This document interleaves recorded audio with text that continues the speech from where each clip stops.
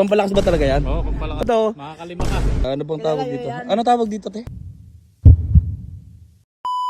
Parang isda yan, turang yan. Parang isda, pero mukha siya malaking garapata. Kaya nga. Tapos papakainin niyo ako. Ew! Hey! Ate yan. Guys, yan. Papatry sa akin ito. Kung nandito kayo sa Korea, ano pang tawag dito? Ano tawag dito, te? Nakalimutan ko na. Insektong garapata. Garapatang malaki. Ayan. Nakalimutan ko na ngayon. Ano nga to, te? Pangpalakas ng ano? Pampalakas. Pampalakas. Hey, Mark. Pampalakas ba talaga yan? Oo, pampalakas. Pampalakas daw to. Makakalima ka. Pero hindi ko to kinakain. Ito. Parang kuto to eh. Huwag mo nga, Mike.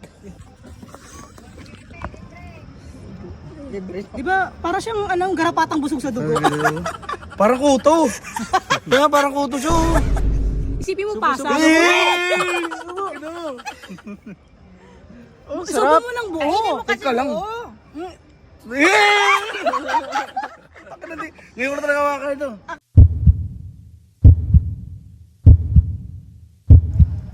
Ano?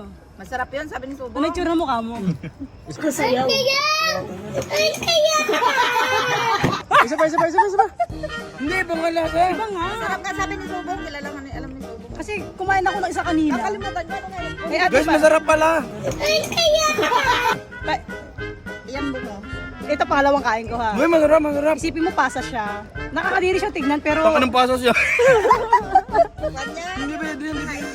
mukha siya, nakakatakot siyang kainin kadiri. Hindi, first time ko ito kumain, pero masarap. First time Guys, kainin. kayo, masarap. Ito second time ko naman. Kinain niya nga. Naputok, crispy.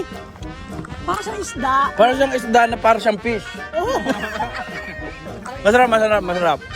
Hindi ko nakakain ito dati, pero ngayon ko lang ito natikman. Lumakas ka? Lumakas ako!